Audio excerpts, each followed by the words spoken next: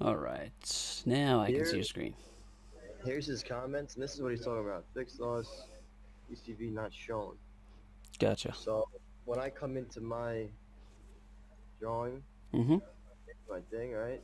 I Yes, sir. came in, I did hydraulic loss, and this is the pressure because we looked at the manufacturer, the what do you call that?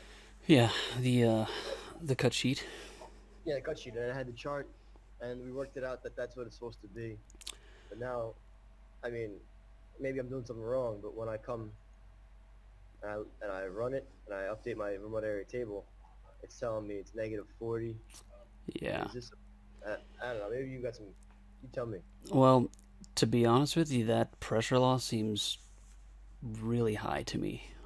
For a six That's really inch double check, I feel like the highest pressure loss through a 6 inch backflow with like an RP detector bypass was, I mean, I don't know, 12, maybe 16 psi. So Okay. now what you can do, and I don't know that if I could, um, if you've got a cut sheet, do you have a cut sheet for this backflow preventer that we could take a look at? Not open right now, but Nick, Is that what it is there? A 6 inch DCV watts, lead free 709? this is the one, right? That we're using. Double check that. Yeah, it's that one or similar, which they're all pretty much similar. Um, You got that one open that we looked at? that cut sheet, yeah. Want to send to me, Phil? Sure. I'll have that open in like 10 seconds once Okay. this thing loads up. All right, so let's go ahead and open the properties of the backflow in AutoSPRINK. So we could do one of a couple of things. So if you select the hydraulic loss tab, um, you can absolutely put in a fixed pressure loss. But again, what you've done there is you've put in a 62 psi loss. So that's why the program is saying that your demand now is your demand is over your curve by 40 psi or something. I forget what your remote area table said, but it's based on adding that fixed pressure loss at that point in the system. If we were to dial that down, you know, just to say for example, let's change that to I don't know 10 psi, and then hit OK. And now if you update your remote area table and take a look at it, there you Okay. go. So the program's accounting for that loss of the backflow preventer based on that fixed pressure loss. So you've got the ability to specify a fixed pressure, and I've done that in the past where I'll take a worst case scenario, the highest point on the pressure flow loss curve that the manufacturer provides. But you Mm-hmm. also have the ability to enter that pressure flow loss curve. So you can plot multiple points, and the program will interpolate between those points based on your system flow rate. So if you select the pressure flow loss curve option, yes sir, here you can add multiple points. So let's say this backflow preventer at no flow has a pressure loss of 5 psi. You can type in 5 and then 0 flow and then hit OK. And let's say that another point, let's say that at 250 GPM, we've got a pressure loss of 10 psi. We type in 10 and then flow at 250. And then let's say that at 500 GPM, the pressure loss drops to 8 psi. 8 at 500. Okay. And then the most important part of adding points like this in a pressure flow loss curve is the last point. At the highest flow rate, the pressure has to go up. So right now, the last point that we have, the pressure is going down. So Mm-hmm. we can't leave it like this. If you do, the program is it's going to provide inaccurate calculations and potentially even fail at running a calculation. So we need to add at least one more point where the pressure loss goes up. So let's go ahead. Let's say 12 psi at 1500 GPM. Okay, So now that you've entered those points, the program will interpolate pressure loss between those points. It'll calculate a pressure loss value. So let's say that your system flow rate is 1237 GPM.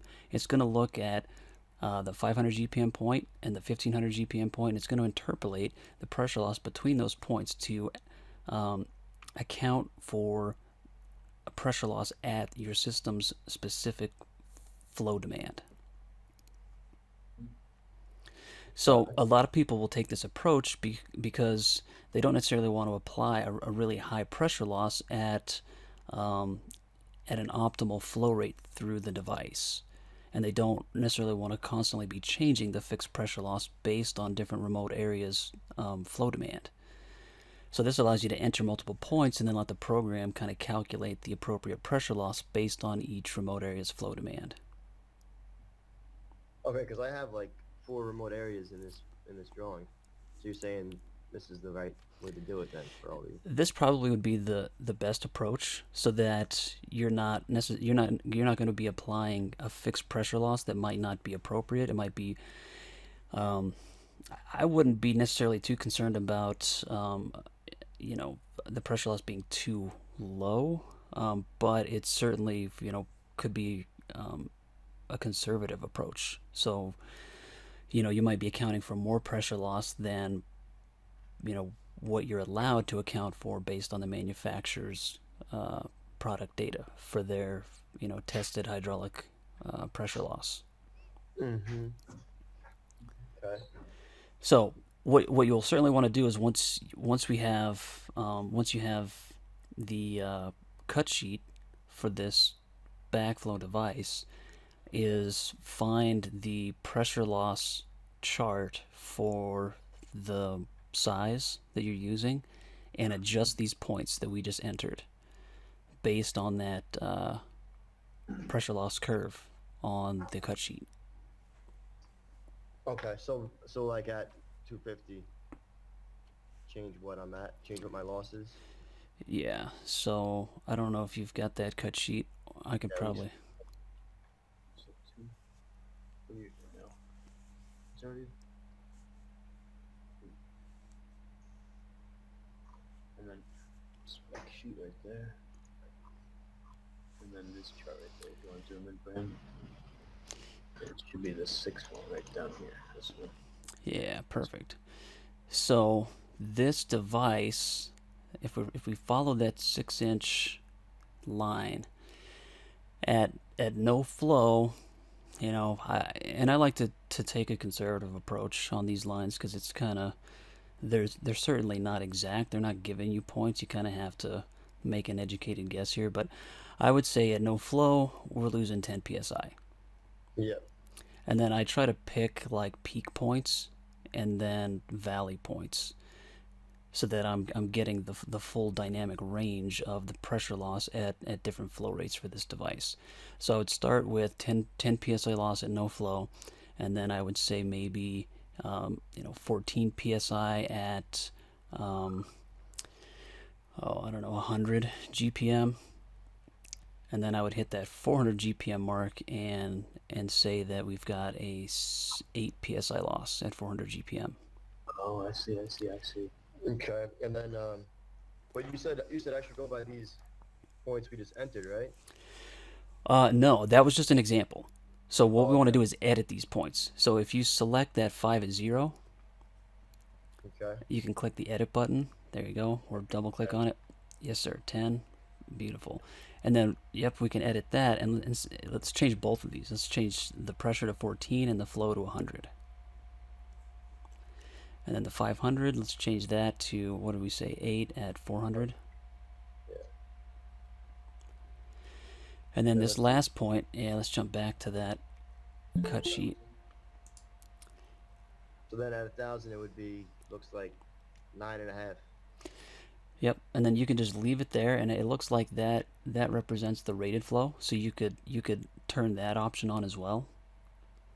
Rated flow. Yeah. No, go back and edit that point. So let's So change it's that to 9.5 at yeah, and then the checkbox right below you there. This represents the fitting or valve's rated point. While you're checking that off. That's because we're going at what the chart is telling us, like based on the manufacturer's ratings. Yes. Cool. You don't have to do that. I've personally never done that, but I have seen other designers that want to do that. It helps kind of keep track when you open the properties of that's the rated point and that's the pressure loss at the rated, flow point of this device. But you certainly don't need to check that. I don't know that that information populates anywhere in hydraulic reports. So it's totally user preference if you want to check that box or not. Quick question: if we have 1 second here, like say we have if we have a GPM flow rate of, let's say, 2,500 GPM, does that matter that this setting on the program only goes up to 1,000, or no? They're gonna make their you can go higher, but even though this chart only goes up to 1,500, does it matter, or no? It's going to create its own graph relative to these points. And it should Well, Or- I mean, I don't know that the program will necessarily extrapolate. It might, but anytime you're extrapolating on a pressure flow loss curve, there's potential risk, and that's going to be a designer choice and decision. I can double check. I believe the program will continue to extrapolate. It'll kind of run the curve out based on the last 2 points that you've entered. But Gotcha. the accuracy of that, I certainly wouldn't necessarily count on it being accurate. Anytime we extrapolate beyond what a manufacturer provides, as designers, we're assuming some risk. Of course. Yeah, that's some gray area. I mean, I've done this where I'll plot the last point, and then obviously if I've got a system demand that's greater than that, I kind of have to be prepared to assume kind of a worst case scenario of is this thing going to spike at this crazy high flow rate? Am I going to get a substantial pressure loss across this device? Do I should this device be increased based on system demand? Would it be a better option to maybe propose submitting a change order to swap out the device for a larger one? I mean, you could certainly take some of these arguments to the table with, an end user or a developer or GC and say, look, this thing is, I've got a system flow demand that's, crazy excessive, and, this existing device, assuming it's existing, I don't know, is maybe too small. Or if it's new construction, I certainly would consider, maybe selecting a larger diameter that has a higher flow rate. So if you scroll down to the 8 and 10 inch, I think that the flow scale is significantly greater. Yeah, I mean they plot those up to almost 3,500 GPM. Gotcha. Okay. But yeah, Now, generally speaking, extrapolating is kind of a risky approach. I've gotcha. But a lot of the drawings that we do, but they don't really include the loss of the RPZ or double check. We never really do it that much, but they're just specifically asking for it.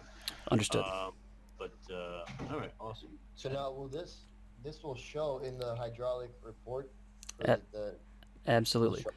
Okay. So let's go ahead and click OK, and then right-click on your remote area and select Reports, Hydraulic Reports.